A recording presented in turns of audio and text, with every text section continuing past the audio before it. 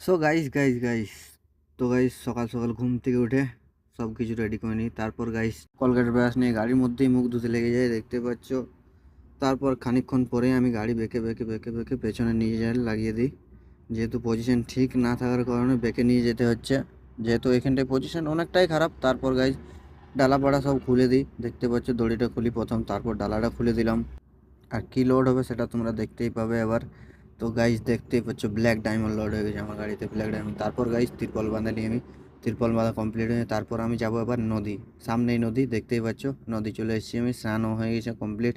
আর তোমরা নদীর ভিউটা দেখো কত সুন্দর, অসম, খুব সুন্দর নদীর ভিউ। এইখানটায় মানে স্নান করতে পর যে একটু ঘুরু ঘুরু করতে খুব সুন্দর ভিউ। তারপর গাইস আমি চলে এলাম গাড়িতে, দেখতেই পাচ্ছ গাড়িতে এখন আমি খাচ্ছি বিরিয়ানি, চিকেন বিরিয়ানি। আমার একটা বন্ধু এনে দিল চিকেন বিরিয়ানি, তার সাথে ডিম। তো গাইস ভিডিওটা যদি ভালো লাগে তো লাইক কমেন্ট শেয়ার।